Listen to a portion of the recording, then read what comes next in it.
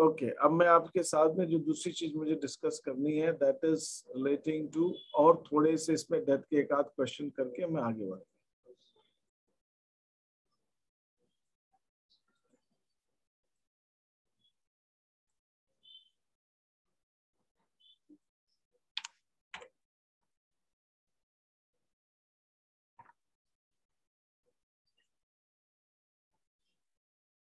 ये है वो, इसके अंदर राम मोहन सोहन जो है पार्टनर से एक फर्म में प्रॉफिट लॉस 2-1 में बांट रहे हैं।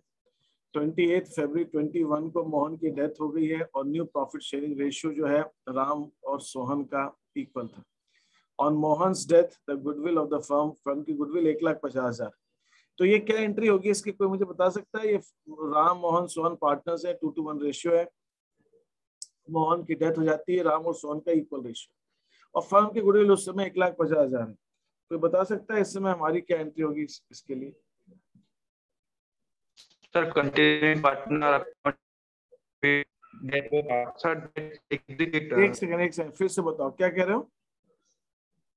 Sir continuing partner account debit to sir उसके लीगल है, पार्टनर की लीगल है। और कोई इस एंट्री को अच्छा कर सकता है? इसमें थोड़ा सा एक प्रॉब्लम है बस। और हमारी एंट्री जो गुडविल की होती है भाई साहब, वो सिर्फ इतनी है, गेनिंग टू सेक्रीफाइस।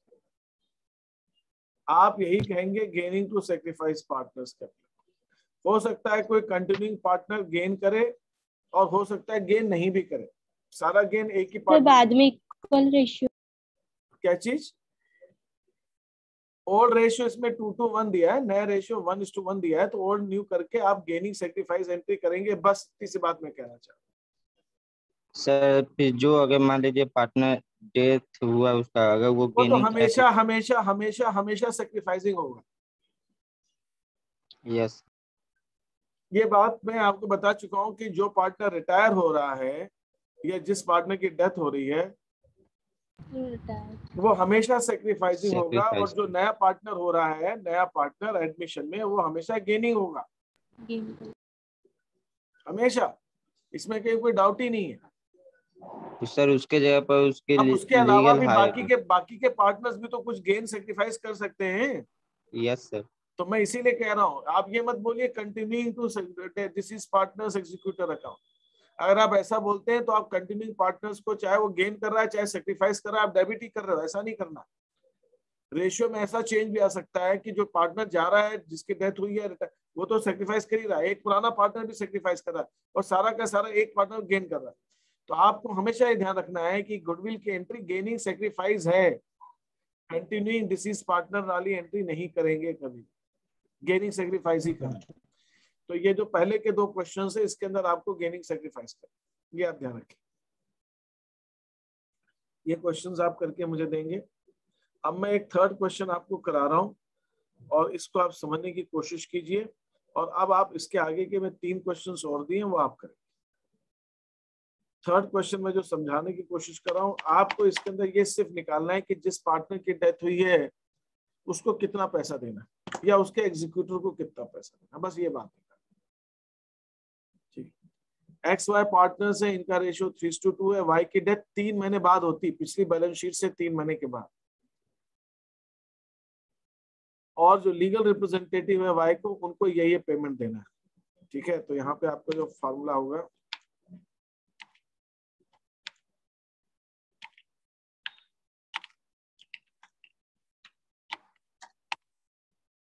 कैलकुलेशन, हम क्या कैलकुलेशन करें? Amount due to the deceased partner.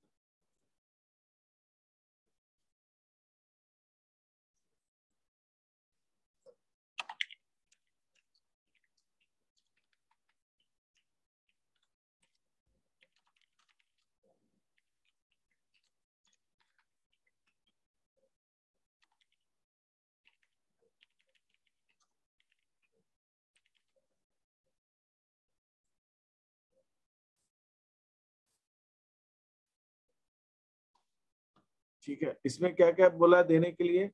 उसकी कैपिटल जो पिछले बैलेंस शीट में थी, और जब से उसकी पिछली बैलेंस शीट से उसकी डेट ऑफ डेथ तक उतने बीच का उसकी कैपिटल को उसको 6% इंटरेस्ट भी देना है, और लास्ट ईयर के प्रॉफिट के बेस पर उसको प्रॉफिट का शेयर भी देना है।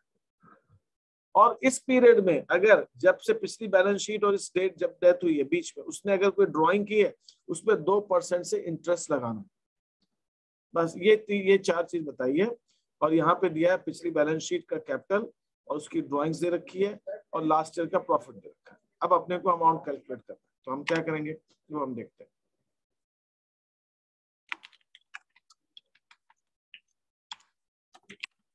कैपिटल ऑफ वाई, वाई की कैपिटल कितनी है 40,000।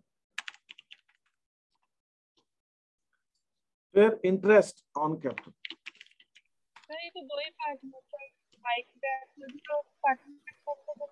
मैं समझा नहीं क्या कह रहे हैं। यस सर, ओनली 2 पार्टनर है तो तो वाई पार्टनर है सर इसमें। हाँ बस कोई सर दिक्कत वाई की डेट हो जाएगी तो फिर उसके बाद हाँ हो जाने तो अपने को करना है क्या, अपने को क्वेश्चन में बोला है भाई उसको कितना पैसा देना है वो निकालना है। बाद में सोल ट्रेड बनता है या 2 पार्टनर एक ही बचता है पार्टनर, आपने को उससे कोई मतलब ही नहीं है। अपने को सर क्वेश्चन जब तक रहा उसका बस देना तो पड़ेगा ना। वो कह रहे हैं कि वो जा रहा है फर्म से, डेथ हो गई, उसको कितना पैसा देना है अपने को ये निकालना है, बाकी चीज अपने से क्या करना है उसके।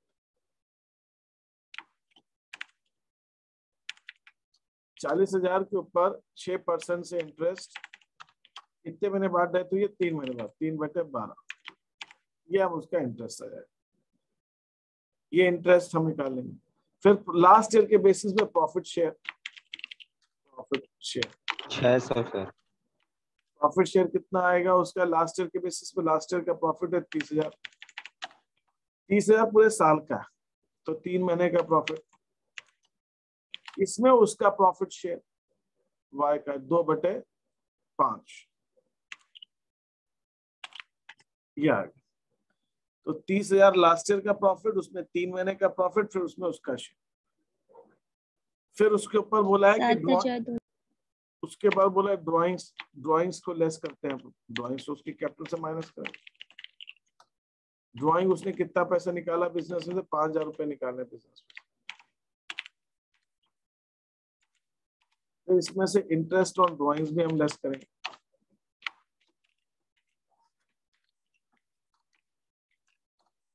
इंटरेस्ट ऑन ड्राइंग्स कितना 5% से, 5% मतलब 2%, 5%, 5,000 का 2%। क्वेश्चन में साफ साफ दिया है, बस 2% का एवरेज फ्लैट रेट लगाना, तो 100 रुपए आया इसका इंटरेस्ट। इसको मैं ब्रैकेट में दे देता हूँ, उसका कैलकुलेशन भी दे देता हूँ। 5% पे सिर्फ डायरेक्टली 2%, तो ये 100 रुपए इंटरेस्ट भी हो गया उसका। बस ठीक है। अब जो अमाउंट आ जाएगा ये सब करके कैलकुलेशन करके आपको वो अमाउंट मिल जाएगा जो अमाउंट उसको पे करना है। बस इतना सा सिंपल सा कैलकुलेशन।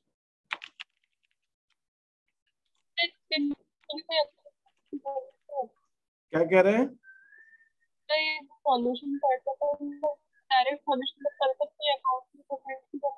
अकाउंट की जरूरत ही नहीं है, क्वेश्चन में अकाउंट बोला ही नहीं ना आपको, अकाउंट क्यों चाहिए आपको? क्वेश्चन में अकाउंट बनाने को कहाँ बोला है? क्वेश्चन में बोला है आपको कितना अमाउंट देना है वो बताइए, तो वो हम वर्किंग नोट में बना देंगे उसका, खत्म। सर इसी फॉर्मेट में करेंगे।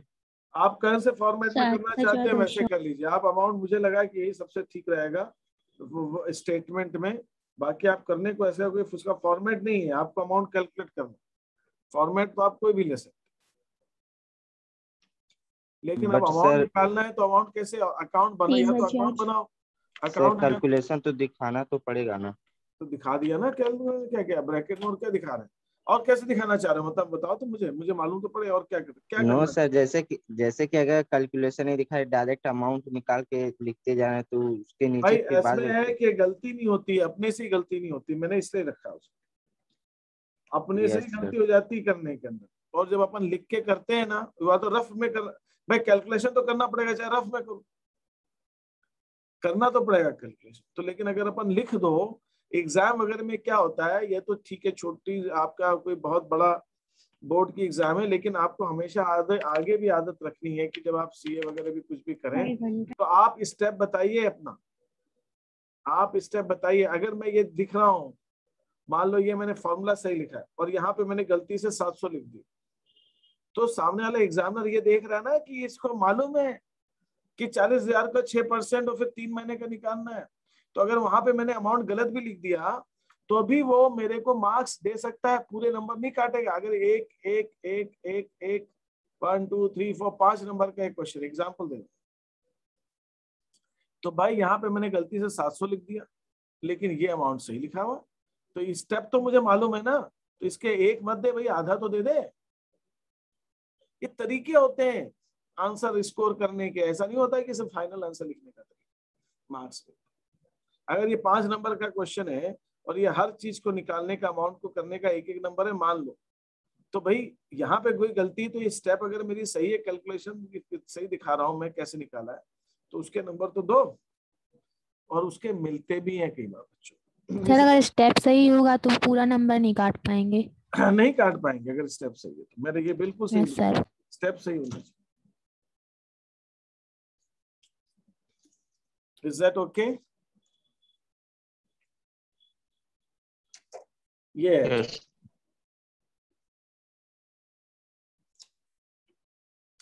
इसमें आंसर गलत दिया है 68,500। Yes sir. अरे यार मैंने क्या किया है,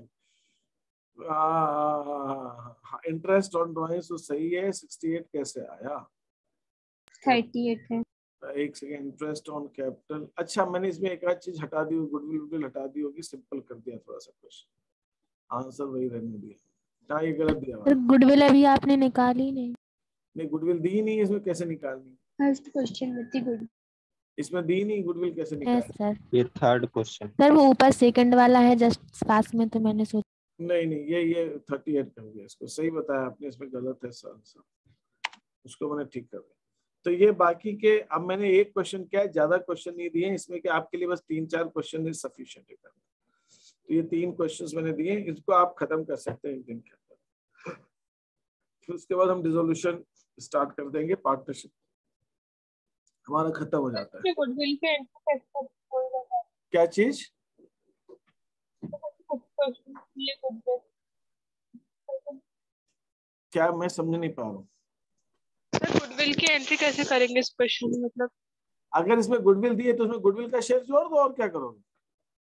उसका गुडविल का शेयर यहाँ जोड़ देंगे। अगर गुडविल दिया है कि गुडविल कैसे निकालना है, भाई नए पार्टनर को जो रिटायर हो रहा है उसका गुडविल का हिस्सा अपना लेकर जाएगा ना वो, यस बस सर। उसमें गुडविल जोड़ दो अपनी अलग से इसके अंदर। यस बस इतना ही करना है, ठीक है। कोई और चीज के अंदर पूछनी है आपको? तो इन क्वेश्चन को ट्राई करिए और फिर हम आगे बढ़ते हैं, क्योंकि मैंने इसमें टाइम अपने को इसलिए लग रहा है, मैंने आपको शुरू में सारी चीजें इसके अंदर सब चीज अलग अलग बता दी। मैंने रिवोल्यूशन अकाउंट आपको अलग से बताया, मैंने रिजर्व का आपको अलग से बताया, फिर हम एडमिशन अलग से कर रहे हैं, रिटायरमेंट अलग से कर रहे हैं। तो इसलिए अपने को बाद में एडमिशन, रिटायरमेंट, डेथ में कम टाइम लगा, क्योंकि हमने वो पहली सारी चीजें एक बार पूरी समझी, क्या क्या एडजस्टमेंट होता यस सर। है ना। तो दैट इज वाई एक डबल हुआ थोड़ा सा।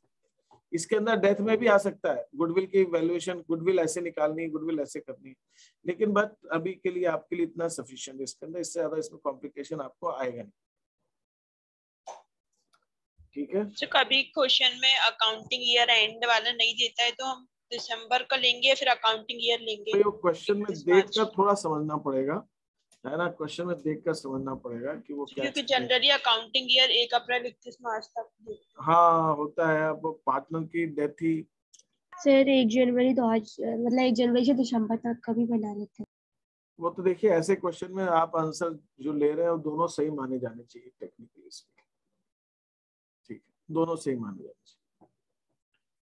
तो ये मैं आपको भेज रहा हूँ शीट, और आप करें इसको, फिर हम आगे की डिस्कशन करते हैं। और किसी को कोई चीज पूछनी? किसी पार्टनर के एक्सपल्जन का टाइम मतलब रिटायरमेंट जैसे ही हो गया।